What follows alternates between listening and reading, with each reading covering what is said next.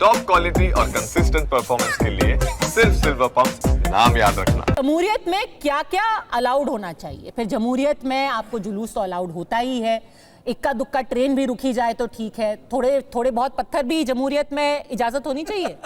रिजवी साहब देखिए, थोड़े बहुत पत्थर भी जमहूरियत में चली जाते हैं। जमहूरियत में ये इस बात की इजाजत है कि जाइए और किसी इबादत गाह को गिरा दीजिए, ये है जमहूरियत में इजाजत। विक्टिम कार्ड जो लेकिन शर्त ये है कि हिंदू आप हो, भैया मुसलमान ना हो। मेरी भी सुन लो। नहीं एक मिनट, जो भी फैसला होगा ना, फैस को भी इजाजत नहीं है। आपने एक लिस्ट की बात की थी, जो लिस्ट भी है ना वो फैसला कोर्ट से ही होगा। किसी को इजाजत नहीं है कि वो जाकर के पत्थर मारे या फिर आग लगाए। इसको पूरा देश खोद देंगे, जिसको बोलना है बोले, पर फैसला तो कोर्ट से आएगा ना। जो गलत है वो गलत हो। आप भी फैसला कोर्ट से लीजिए, आप भी फैसला कोर्ट से लीजिए, इससे क्या हासिल मान ही नहीं रहे। चलिए फैसला कोर्ट की अदालत को मानते ही नहीं है। मैं इस बात का खंडन करता हूं, ये विक्टिम कार्ड खेलना बंद कीजिए। प्रैक्टिकल बात पद्मजा जी बताता हूं।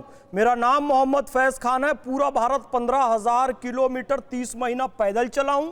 With my name Mohammad Faiz Khan 80% time Hindu मंदिरों में, मठों में और हिंदुओं के घर में रुका हूं। मेरे नाम के कारण किसी ने एक कंकड़ भी नहीं मारा। तो ये कहना गलत है कि हिंदुस्तान में मुसलमानों पर जुल्म हो रहा है। दुनिया की सबसे ज्यादा मस्जिदें हिंदुस्तान में हैं, सबसे ज्यादा मुसलमान हिंदुस्तान में हैं, सबसे ज्यादा इस्लाम के पूरे 72 के फिरके सुरक्षित हिंदुस्तान में हैं। तो अल्लाह की नाशुक्राई बंद कीजिए, 2 रकात शुक्राने की नमाज पढ़िए कि अल्लाह रब्बुल इज्जत खालिके कायनात ने आपको सरजमीन हिंदुस्तान में पैदा किया। हिंदुस्तान अच्छा है, आपको बताऊं, आप लोगों से है, सुनिए ना, मैं आपके बारे में जैसे भेड़ियों से और जो छुपे हुए हैं खाल में, आदरणीय भाटी साहब, आपने आप लोग देश को जलाना चाहते हो। ज्ञान की बात भी सुन लो, खाली चीखते रहते हो, साजिश का हिस्सा हो, खाली चीखते रहते हो। बाहर से लग रहा है आपको फंडिंग हो रही देश को। चलो, आपने मोहम्मद फैज खान को भी भेड़िया बता दिया। अरे छिपे होते हैं, क्या बात कर रहा हूं मैं? सही कह रहा हूं। जैसे 1947 में अंग्रेजों के साथ मिलकर के कुछ लोगों ने देश को बांटा, मैं कह रहा हूं कि सरकार उनका पता लगाए। यहाँ एक नौजवान व्यक्ति कह रहा है कि आज बुजुर्ग मरा, कल हमको भी मरना है, नियुक्ति दिखाई दे रही है। लेकिन भेड़िया और 4-6 को मार कर मरना, इसमें नियुक्ति अलंकार नहीं है। आप बहुत अनुभवी हैं, हाथ जोड़ के निवेदन। इमरान प्रतापगढ़ी की बहुत अच्छी शायरी है, मैं भी सुनता हूं।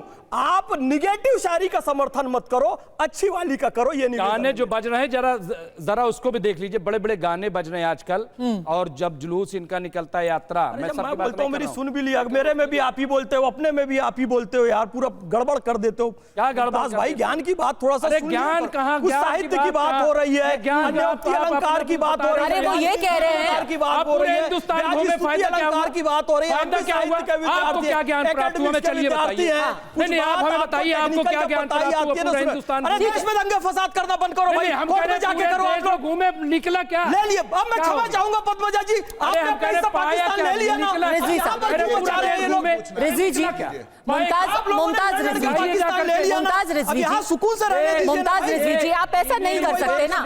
एक सेकंड देखिए, मैं बहुत रिस्पेक्टफुली कह रही हूँ, ये बात सही नहीं है कि आप कोई भी दूसरा आदमी जो बोले उसको पहले आप बता दे कि भाई ये भेड़िया है, ये जो बातें कर रहे हैं हमें सुननी ही नहीं है, और आप नॉन स्टॉप उनको इंटरप्ट करें।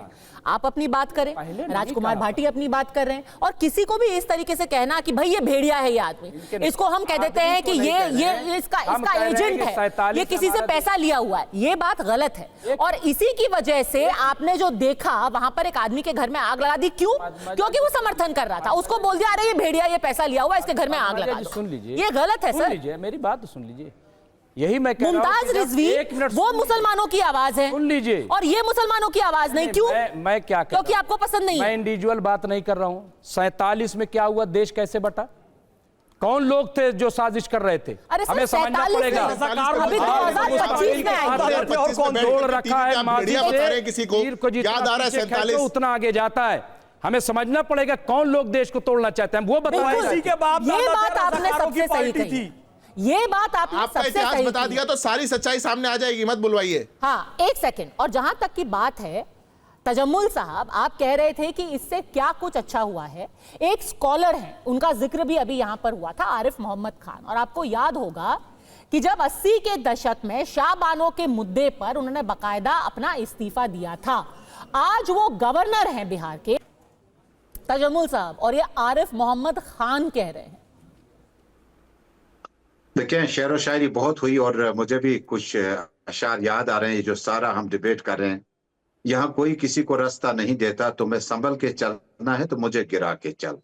जम्मू कश्मीर से आपने 2-3 बातें कही और आरिफ साहब के ये जो वक्फ बोर्ड से मुतल्लिक अप्रहेंशन या खदशात हैं, हो सकता है कि वक्त आने पर ये सारी चीजें दूर हो जाएंगी। और 2-3 चीजें आपने सुबह से जब डिबेट हम टीवी 9 पे देखते हैं या कल से एक नैरेटिव क्रिएट किया जा रहा है कि पार्लियामेंट के बाद legislative assembly, union territory assembly के अधिकार नहीं है।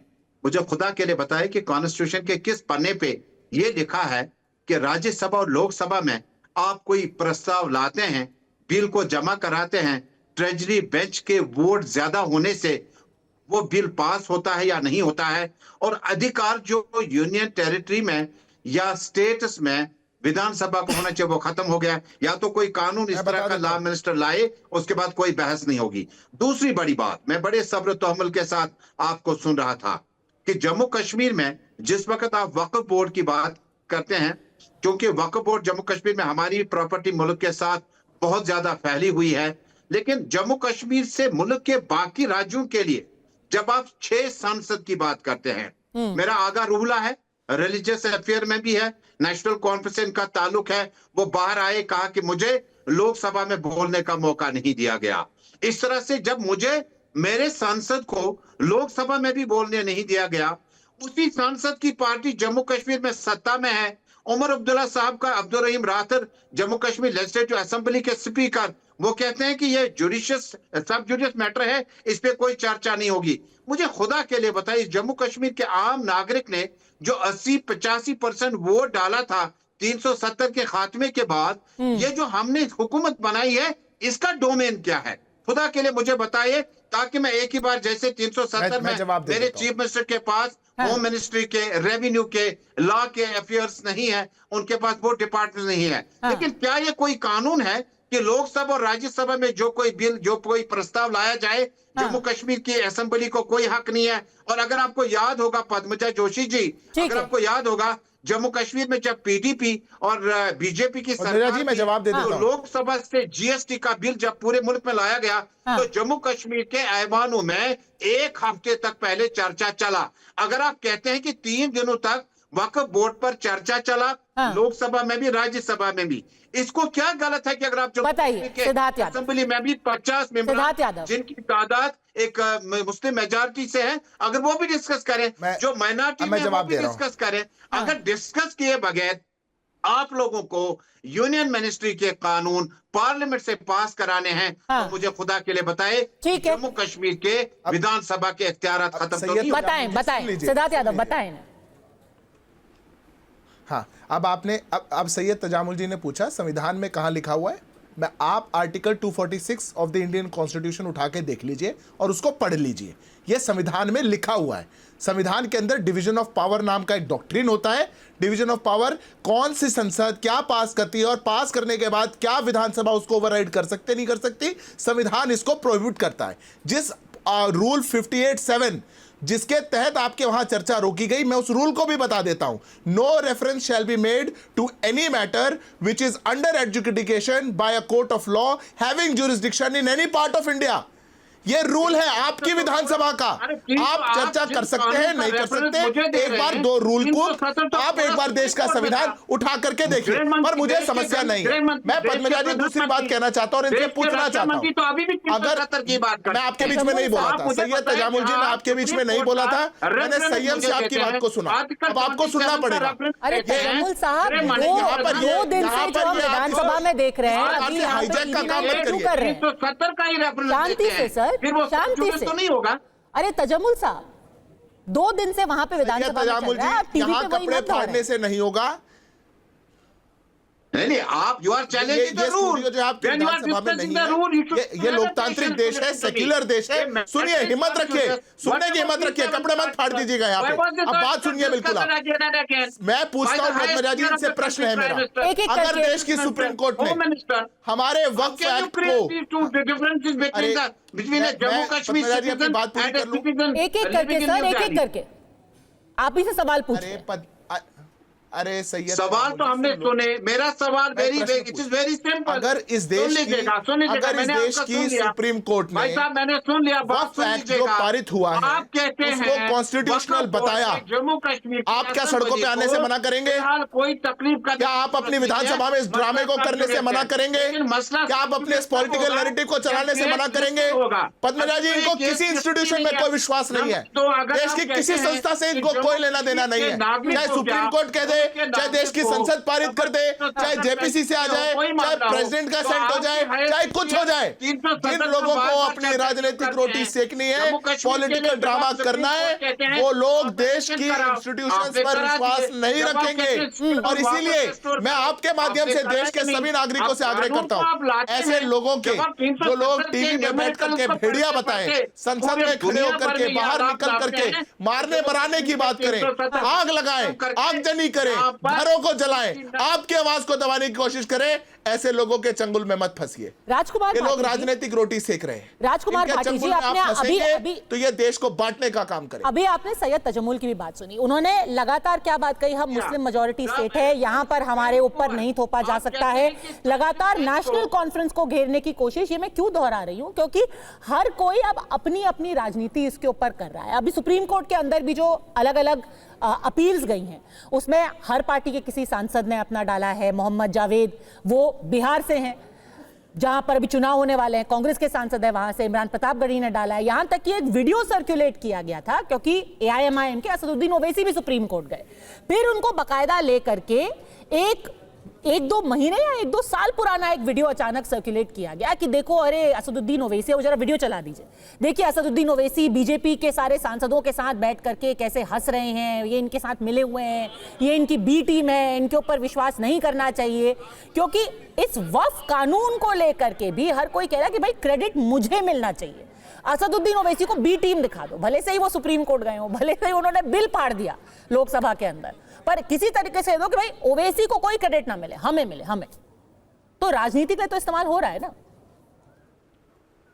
नहीं देखिए, पश्चिम बंगाल में ममता बनर्जी जी की सरकार है, TMC की, और हम उनके समर्थक हैं, उनसे हमारा गठबंधन भी है।